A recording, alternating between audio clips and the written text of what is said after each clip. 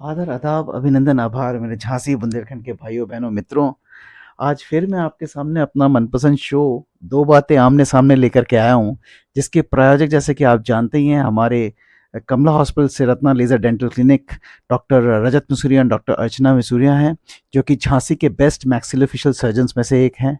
अगर आप dental implant, root canal treatment या फिर जॉ लाइन या नोज़ लाइन को अच्छा करके एक अच्छी-सी मुस्कुराहट चाहिए तो आप उनसे परामर्श ले सकते हैं और उनका एक्सपीरियंस बहुत ज़्यादा है और बहुत लोगों की मदद कर चुके हैं झांसी बुंदेलखंड में।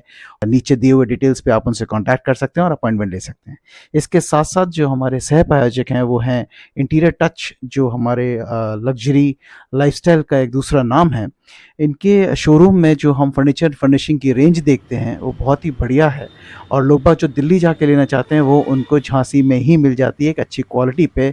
तो जो जाने-आने में खर्च पड़ता है वो भी कम हो जाता है, सामान लाने का, मँगवाने का, ट्रक वर्क से वो खर्चा बच जाता है और क्वालिटी बहुत अच्छी होती है, सिलेक्शंस बहुत अच्छे होते हैं। ये आपको तभी मालूम पड़ेगा जब आप उनके शोरूम पर जाएँगे और इसके लिए आप नीचे दिए हुए नंबर और एड्रेस पे कॉन्टैक्ट कर सकते हैं और उनके शोरूम पे विज़िट कर सकते हैं। तो आज हम फिर वापस आए हैं आपसे बीड़ा पे चर्चा करने के लिए, बुंदेलखंड इंडस्ट्रियल डेवलपमेंट अथॉरिटी पे चर्चा करने के लिए, और अब ये बीड़ा का जो स्वप्न है बहुत तेजी से बढ़ रहा है।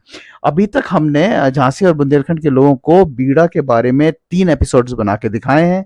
एक जिसमें हमने कोशिश करी है कि झांसी के चारों तरफ कौन से ऐसे हाईवेज़ हैं जिसकी वजह से झांसी बहुत अच्छी कनेक्टिविटी दे सकता है और एक बीड़ा के लिए एक उपयुक्त स्थान है, वो समझाया है। दूसरे में हमने ये बताया कि बीड़ा जो है वो कैसे इसकी उत्पत्ति हुई, क्यों हुई और कितना बड़ा प्रोजेक्ट है बीड़ा और इसका क्या महत्व है, क्योंकि ये नोएडा के ठीक 47 ईयर्स बाद बन रहा है और इसी तर्ज पे बन रहा है और इससे ज़्यादा अच्छा बनने की उम्मीद है, तो वो बताया। थर्ड में हमने ये बताया कि बुंदेलखंड और झांसी पे बीड़ा का इसका क्या प्रभाव पड़ेगा, बीड़ा का क्या प्रभाव पड़ेगा बुंदेलखंड और झांसी के ऊपर। साथ-साथ कि झांसी में ऐसे कौन से गुण हैं जिसकी वजह से ये बीड़ा का हकदार बनता है। इसके साथ ही हमने ये भी बताने की कोशिश करी है कि बीड़ा में क्या-क्या प्रोजेक्ट्स होंगे, किस तरीके का एनवायरनमेंट होगा, ये थर्ड प्रोजेक्ट में बताया। और आज जब हम फोर्थ एपिसोड कर रहे हैं बीड़ा के ऊपर, तो हमारे कुछ बहुत ही क्लियर पॉइंट्स हैं जो हम आपको इस पे बताना चाहते हैं। देखिए, सबसे पहले हम ये बताना चाहते हैं, आप लोगों में से बहुत कम लोग जानते होंगे ये बीड़ा आ कहाँ रहा है झांसी झांसी के अंदर। मेरे शो को बाहर के लोग भी देखते हैं जो झांसी से या बुंदेलखंड से जुड़े हैं, तो उनको भी बताना मेरा फर्ज बनता है। बीड़ा एक्चुअली कहाँ आ रहा है झांसी के चारों तरफ में, तो इसमें किस हाईवेज को कनेक्ट करता है बीड़ा, कहाँ पे आ रहा है, मैंने सोचा मैं आपको ये बताऊंगा। किस हालत में अभी बीड़ा पहुंचा है, यानी कि कितनी जमीन लेनी है सरकार को, कितनी जमीन बेनामा हो चुकी है, कितनी वापस आ चुकी है सरकार के पास, वो मैं आपको बताऊंगा। इसके साथ साथ मैं आपको बताना चाह रहा हूं कि लैंड रजिस्ट्री में कन्वीनियंस कितनी बढ़ाई गई है कि फार्मर्स को दिक्कत ना आए, वो भी मैं आपको इस एपिसोड में बताऊंगा। और साथ साथ मैं आपको ये भी बताऊंगा कि फार्मर्स ने अपनी जो जमीन बेची है उसके लिए उसको कितना पैसा मिला है। लास्टली जो मैं बताना चाहता हूं वो ये है कि कौन से इंडस्ट्रियल सेक्टर्स आ रहे हैं झांसी में इस बीड़ा पे वर्क करने के लिए, बीड़ा में अंदर आ रहे हैं वर्क करने के लिए। तो चलिए वन बाय वन बात करते हैं। पहले सबसे पहले मैं आपको ये बताना चाहूंगा कि बीड़ा एक्चुअली में झांसी में कहाँ आ रहा है। तो देखिए, जो नीचे झांसी को जो लोग जानते हैं उनके लिए आसान हो गया समझना, और मैं थोड़ी देर में आपको एक फोटोग्राफ दिखाऊंगा जिसमें आपको एक मैप होगा जो आपको ये भी दिखाएगा कि कहाँ पे कैसे जो मैं बोल रहा हूँ उस पर आपको देख पाएंगे। तो झांसी में एक तरफ नीचे आप देखेंगे बबीना की तरफ होते हुए जाकर के भोपाल जाती एक रोड है। उस रोड से अगर आप ऊपर चले शिवपुरी की तरफ, जो दिनारा होते हुए शिवपुरी और कोटा और राजस्थान की तरफ जाती है, उस रोड पर, और उसके आगे जो ग्वालियर रोड जो दतिया टच करती है और डबरा टच करती है होते हुए ग्वालियर जाती है, उधर तक ये पूरा का पूरा बीड़ा बुंदेलखंड इंडस्ट्रियल डेवलपमेंट अथॉरिटी बसाई जा रही है। अब आप इस मैप को देखें, ये मैप आपको सीधा दिखाता है कि अगर आप नीचे देखेंगे तो आपको दिखाई देगा उसमें कि भोपाल रोड है, बबीना रोड है, खेलार रोड है। उस रोड से आप जब साइड में चलते हैं तो देखिए दिनारा रोड आएगी, और दिनारा रोड पे आपको शिवपुरी का कनेक्शन मिलता है। ये पूरे गांव जो आप देख रहे हैं, ये पढ़ रहे हैं सारे के सारे, ये सब के सब आपके 33 गांव, यहां तक आप अंबाबाई तक देख सकते हैं जो कि ग्वालियर रोड पे दिखाई दे रहा है। ये सारे 33 गांव को मिलाकर के ये एरिया बनेगा। तो ये पूरा मैप जो आप देख रहे हैं पूरा का पूरा झांसी बीड़ा जो है झांसी के इस पार्ट में आ रहा है। अब आपके अंदर क्वेश्चन आ रहा होगा कि ये 33 गांव कौन से हैं, तो मैं आपको ये भी आपको बता देता हूं। ये देखिए पूरी लिस्ट 33 गांव की आ रही है आपके सामने। ये पूरे 33 गांव की लिस्ट है जिसमें कि 33 गांव चिन्हित किए गए होते हैं और इन सारी जमीनों को मिला करके 33 गांव की बीड़ा शहर बसाया जा रहा है, जिसका एपिसेंटर, जैसे कि मैंने कहा, जिसका केंद्र बिंदु हमेशा झांसी रहेगा। तो आई होप इससे आपको थोड़ा ये आइडिया लग गया होगा कि अभी तक बीड़ा कहां पर आ रहा है झांसी में, कौन से वो 33 विलेजेस हैं और उन 33 विलेजेस के कौन कौन से एरिया में बीड़ा बसाया जाएगा। ये सारे हाईवेज लिंक होंगे, जिसमें एक बबीना हाईवे हो गया, फिर एक आपका शिवपुरी हाईवे हो गया और एक आपका ये ग्वालियर हाईवे अंबाबाई के साइड वाला पार्ट जो है वो कनेक्ट किया जाएगा। तो ये बताने के बाद अब मैं आपको थोड़ा सा ये बता देता हूं कि अभी करंट स्थिति है क्या लैंड एक्विजिशन की, इन पूरे गांव की जो मैंने बात की है आपसे 33 गांव की, इनका चल क्या रहा है। तो भैया देखो बहुत सिंपल है। अभी तक में 33 विलेजेस पहचाने जो गए हैं उसमें 21 विलेजेस पे वैसे ही काम शुरू हो चुका है ड्रोन से, और उनके जो दरें हैं वो फिक्स हो चुकी हैं, जो आप मुआवजा कंपनसेशन पैकेज। और अभी हाल में हमने सुनने को आया है 2-3 गांव और कवर कर रहे हैं ड्रोन से, उनका इंस्पेक्शन हुआ है। इसमें एक इमलिया है और एक बामेर है। ये आप देख लीजिए, सारे लिस्ट आ रही है 21 के 21 गांव की जिसपे काम चल रहा है, जिसका मुआवजा या कंपनसेशन मनी फिक्स हो चुका है, और के साथ साथ इमलिया, बामेर और 1-2 गांव और आए हैं। तो कुल मिलाकर के अभी तक 23 से 24 विलेजेस में बेनामा होना शुरू हो गया है और उन किसानों के पास पैसा पहुंचना भी शुरू हो गया है। जी हां, यहां तक कि जो अपर अधिकारी हैं राजस्व वित्त के मिस्टर वरुण कुमार पांडे जी ने, उन्होंने नोडल अधिकारियों की लिस्ट भी जारी करी है। ये सारे गांव जिन जिन नोडल अधिकारियों के अंतर्गत आते हैं, आप उनसे जाके बात कर सकते हैं अपनी जमीन के बारे में। अगर आपका बेनामा हो गया है तो आपका पेमेंट कब तक आ रहा है, वो ये सब की जानकारी भी आपको दे सकते हैं, और उसकी लिस्ट भी मैंने ये लगा रखी है। तो इस लिस्ट को बहुत ध्यान से देख लीजिए, समझ लीजिए। इन सब पूरी लिस्ट में नाम है उनका, जो जो लोग इसके लिए रिस्पॉन्सिबल हैं, जुड़े हुए हैं, और जिनसे आप अपने गांव की उस जमीन के बारे में बात कर सकते हैं जिसका आपने बेनामा कराया है या आप कराना चाहते हैं। तो ये मैंने आपको बता दिया कि अभी फिलहाल एक्विजिशन, जो लैंड एक्विजिशन चल रही है, ये जो बेनामा चल रहा है विलेजेस का, वो करंट सिचुएशन क्या है। अब मैं आपको थोड़ा सा बता दूं कि लैंड रजिस्ट्री इतने सारे गांव में इतने सारे किसानों की जो हो रही है, अभी तक 1000 किसानों से बात हो चुकी है, उनका हो रहा है, तो उनके लिए जिसे कहते हैं ना कन्वीनियंस, कंफर्ट फैक्टर, वो क्या हुआ है। तो अभी तक क्या था, जो पुरानी जगह पे जहां रजिस्ट्री हो रही थी वहां बहुत भीड़ होती थी, काम बहुत स्लो था। अब नया जो तहसील बनाई गई है आरटी ऑफिस के पास, यानी यूनिवर्सिटी रोड पर, वहां पर किसानों का बेनामा हो रहा है। वहां पे उस ऑफिस के अंदर कैंप लगाया गया, उस कैंप में आप जाएं, आपकी जमीन का पूरा बात वहां हो जाएगी, आप वहां बेनामा करा सकते हैं।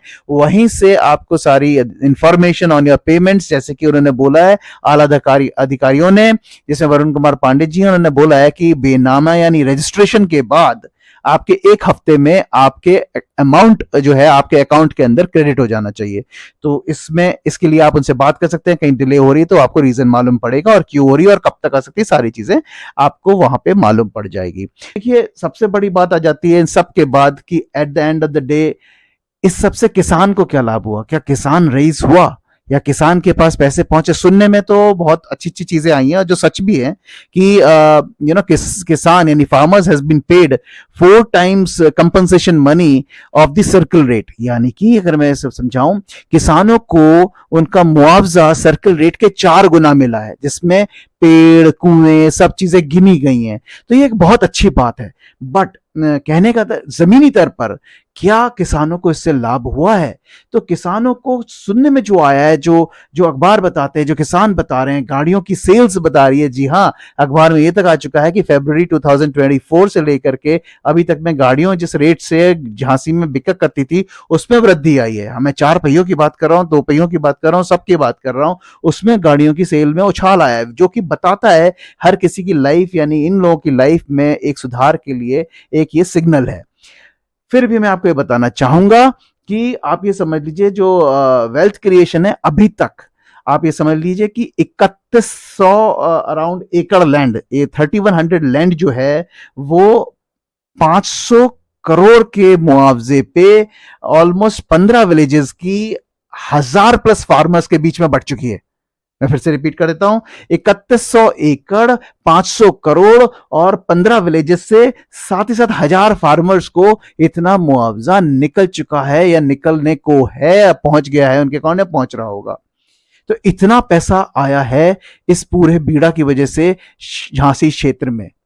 बहरहाल ये तो चलता रहेगा, बहुत बड़ा प्लान है, मास्टर प्लान है, और इस मास्टर प्लान को जो कंसल्टेंसी काम करने जा रही है वो भी बहुत बड़ी है, इसके लिए बहुत जबरदस्त कार्यवाही हुई, उसकी बात हम करेंगे नेक्स्ट एपिसोड में। लेकिन अभी हम आपको एक चीज और बताना चाहेंगे इससे पहले कि हम ये वाला अध्याय या ये वाला पार्ट को यहाँ पे क्लोज करें, कि गवर्नमेंट और इन्वेस्टर्स के बीच में ऐसा क्या तय हुआ है जिसमें हम जल्द से जल्द यहाँ पे बीड़ा का काम एक्चुअल में होते देखेंगे, जहां उद्योग आ रहा होगा, जहां इंडस्ट्रीज आ रही होंगी, जहां इंडस्ट्रियलिस्ट यहाँ पे आ रहे होंगे। तो मैं आपको वो भी बता दूं, 310 इन्वेस्टर्स रेडी हैं, गवर्नमेंट के साथ करार हो चुका है, जो झांसी के इस बीड़ा क्षेत्र में उद्योग लगाने आ रहे हैं। अब उसमें उद्योग लगाने के बाद आप ये समझ लीजिए कि 112 इन्वेस्टर्स ऐसे हैं जो बिल्कुल तैयार हैं, उनकी उनका उनका स्ट्रक्चरल तैयारी हो चुकी है, जिसमें they are just waiting for शिलान्यास डेट फॉर द भूमि पूजन दे कैन डू। और इन्वेस्टर्स जो आ रहे हैं वहां पे, जो इंडस्ट्रीज आ रही हैं वो बहुत सारी तरीके की हैं, जिसमें आपका फूड प्रोसेसिंग है, ट्रांसपोर्टेशन है, टूरिज्म है। और अब मतलब आप ये देखिए, मैंने आपके लिए ये पिक्चर भी लगा देता हूं, ये देखिए, आप ये देख रहे हैं, आप ये पूरी पिक्चर आपको दिखाती है कौन सा इंडस्ट्री, कौन सा सेक्टर, कौन सा, यानी ये समझ लीजिए सारे वो सेक्टर्स जिनमें इकोनॉमिक ग्रोथ आने को है, जो ट्रांसफॉर्मेशन लाएगा बुंदेलखंड और झांसी के अंदर, वो सारी के सारे बड़े प्लेयर्स के साथ यहाँ आएंगी। तो आप इससे आइडिया लगा सकते हैं कि जितनी आप ये देख रहे हैं पूरा का पूरा फोटोग्राफ, ये आपको बता रहा है कि इसके सेमीकंडक्टर्स यूनिट, ये सारी चीजें यहाँ आने वाली हैं। और आपको ये तो मालूम ही है कि यहाँ पे डिफेंस कॉरिडोर आ ही रहा है, तो वो एक अलग कार्यवाही, एक अलग लेवल पे चल रही है सेंटर की तरफ से, तो वो एक अलग पैमाने की बात होगी, उनकी एंसिलरीज आएंगी, सब आएंगी। तो जैसा कि मैं सोचता हूं कि आने वाला Jhansi will gonna be a different Jhansi, और उसकी तैयारी फाउंडेशन बहुत तेजी से हो रहा है इस सरकार में, और हमें देखना ये चाहिए कि इसको हम सपोर्ट करें अपने लेवल पे, हम जो भी कर सकते हैं, और इसको जल्द से जल्द साकार करें सपने को, ताकि हमारा झांसी के अंदर इतना बड़ा बदलाव आए जो बुंदेलखंड में बहुत दिनों से रुका हुआ था, या ये कह लीजिए जिसके लिए बुंदेलखंड में ये बहुत दिनों से ड्यू था। तो मैं आज ये अपना एपिसोड इसी जगह पे खत्म करना चाहूंगा, इस वादे के साथ कि बीड़ा पे मेरा नेक्स्ट एपिसोड बहुत जल्दी आएगा, जिसपे हम एक बहुत अच्छी बात करने वाले हैं।